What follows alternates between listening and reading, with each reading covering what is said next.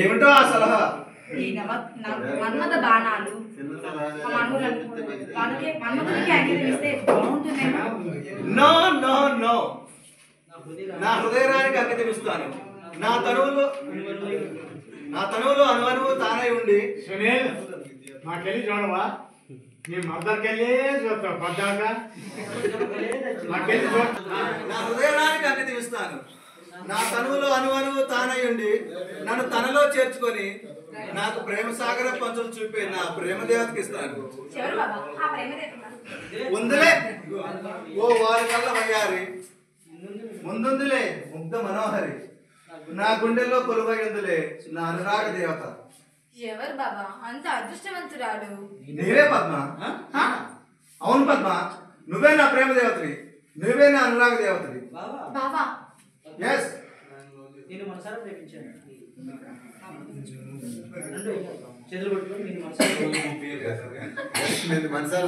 Yes, నిన్ను మనసారా ప్రేమించాను.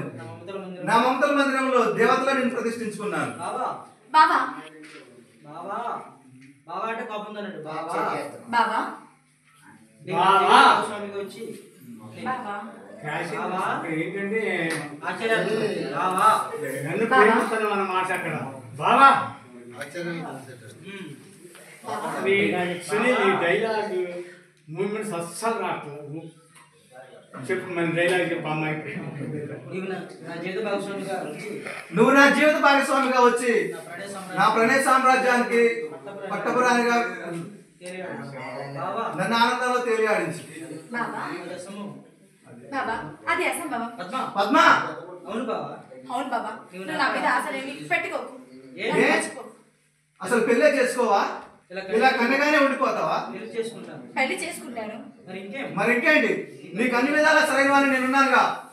నేను నిన్ను ప్రేమించాను, నువ్వు కూడా నన్ను ప్రేమిస్తే మంచి ముహూర్తం చూసి నీ మేడలో 3 ముళ్ళు వేస్తాను, నీ ముచ్చట తీరుస్తాను. సునీల్, నువ్వు అక్కడే ట్రాక్ చేస్తాను. 24 గంటలు ఉంటుంది. స్టైల్గా వెళ్ళిపోరాదు, వెళ్ళిపోయి క్రాక్ చేసుకో. నువ్వు అక్కడే అమ్మాయి కానీ ఎందుకు క్రాక్ చేస్తాను? సైలెంట్గా నువ్వు